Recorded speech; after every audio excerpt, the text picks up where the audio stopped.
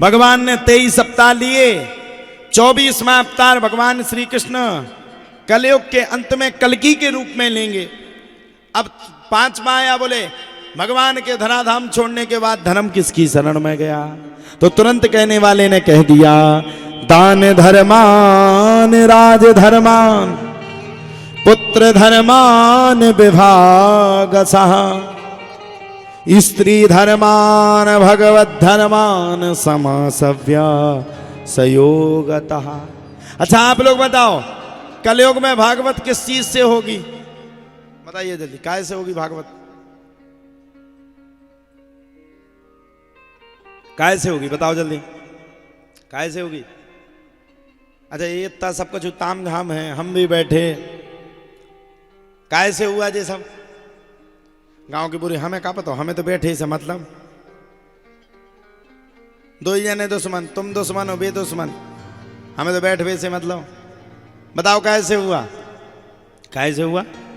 लक्ष्मी से। पैसा हाथ में तो चमक दमक बहुत अच्छी होती है, अब पैसा ना हो तो हाथ में तो तिरपाल अलग से तानने आओ तो है। हुआ किससे? लक्ष्मी से। और कलयुग में वास्तविकता में धर्म किसकी शरण में गया? कल काल में वास्तविकता में धर्म दान की शरण में गया। जो दान करता है उसी दान के द्वारा ही धर्म किया जा सकता है। अच्छी ताली बजाया करो तुम लोग, काहे नहीं बजाते? शर्म की का? चिरौली वाले इतने काहे शर्म थे? बजाओ बजाओ बजाओ। जे 2-4 टुकड़ा करें पूरा माहौल खराब। बैठे ने बीच के बीच कछु करे ना ताली बजा ना कछु, और मुंह बनाए अलग से बैठे रहे। सो हमें और भीतर से धुक धुक चलत की पता नहीं कौन सी कथा सुना दे। हाँ तुम्हारे हंसबू करे ना, हंसो तो कल से पिसी के खेत में बैठबू करे। हाँ आओ, पूरी पिसी की पिसी खबवा दे गई न खा, और कथा की कथा नहीं सुन रहे। कहा जाने को कह रहा तो बोले गुरुजी आपको जजमान बड़ो खतरनाक है। ही भैया वो तो खतरनाक, बताओ तो। उन्हें पिसी पूरी गंजन खबवा दी, फिर भागवत करवाई है। बताओ, बगल में पिसिया ठाड़ी। तो कलयुग किसमें गया? बोले दान धर्मान। तुलसी पंचिन के प्रिय घटे न सरता नीर, दान करे धन न घटे जो सहाय रघुवीर। दान करने से जीवन में कभी धन नहीं घट सकता। आप लोग विश्वास मानिए, हमारा 3 वर्ष हो चुका है, तीसरा साल है इस बार। तीसरे साल में हमने जितना पैसा कमाया पूरा अपने धाम पे जाकर के लगा दिया। हर वर्ष हमारे यहाँ 3 मई से लेकर के 10 मई तक श्री राम महायज्ञ होता है।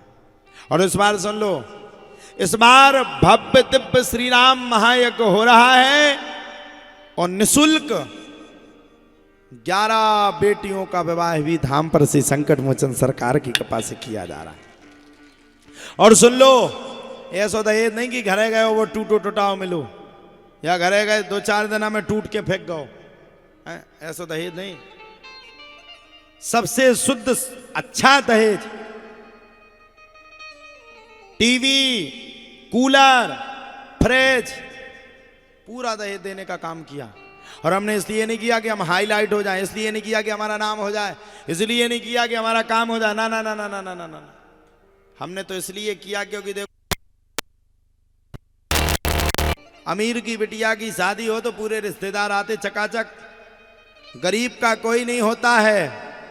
हमने भी अपनी बहन का ब्याह किया था तो बुलाए बुलाए पे भी रिश्तेदार नहीं आए थे।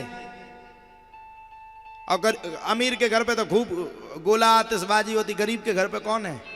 ऐसी निर्धन बेटियां, वो जरा थोड़ा स्क्रीन पे दिखाना भैया उसको। ऐसी निर्धन बेटियां, इनको आप लोग देखना है स्क्रीन पे सत्संग चैनल के माध्यम से। ऐसी निर्धन बेटियां जिनके घर में कोई व्यवस्था नहीं। अभी हम पिछली बार गए थे, ये हमारी टीम गई, हम तो नहीं गए, टीम ही गई। आदिवासी क्षेत्र की ऐसी बेटियां जिनके घर में भोजन की भी लाले हैं, और वो अपनी आपत्ति से गुजर रही हैं। अपनी आपत्ति से वो बेटियां तड़प रही हैं, रो रही हैं। एक बेटी हमारे पास आई कल, महाराज जी हम लोग गरीब हैं, क्या हमें अधिकार नहीं है कि हमारा विवाह हो जाए? और महाराज जी हम अच्छी जगह अपना विवाह चाहते हैं, तो हमने तुरंत निर्णय लिया किसी से 1 रुपए भी नहीं लेंगे, किसी से 1 रुपए भी नहीं मांगेंगे, और 11 बच्चियों की शादी इतने धूमधाम के साथ करेंगे। सम्मेलन नहीं कर रहे, ये हम अपनों की अपने के घर में विवाह महोत्सव कर रहे हैं। एक बार जोरदार ताली इस विवाह महोत्सव के लिए।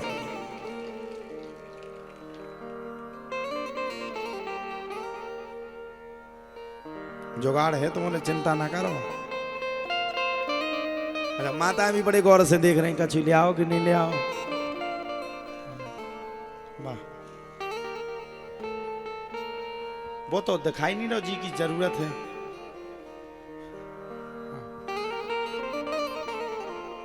वो हाय हाय, तुम लोग आंख बंद कर लिया करो जब हमें पैसा मिले, नहीं तो तुम उनका लालच बढ़ जाए। कोने का आफत है, कहां से ले आए तो पैसा। अब जो जजमान आएगा हमारे पास, माया का यही त्याग करेगा जो हम और टीका करें। हाथ में अंगूठी पहने हो, जंजीर मंजीर पहने हो, सब इतने चढ़ाए। इनने सुन ली सुबह माया खा देखने लगी, पंडित जी को टीका कर दी, कहूँ आफत ना बच जाए। बोले राधे राधे। तो ऐसी निर्धन गरीब कन्याओं का विवाह हमारे धाम संकट मोचन सरकार पर किया जा रहा है। आप सबको भी उसमें आना है, उपस्थित होना है। इस बार देश के अनेकानेक संतों का आगमन वहां होगा, और हम पूरी ताकत लगा रहे हैं कि बागेश्वर धाम के पीठाधीश्वर परम पूजनीय पंडित श्री धीरेन्द्र कृष्ण शास्त्री जी का भी आगमन संकट मोचन धाम पर हो सकता है।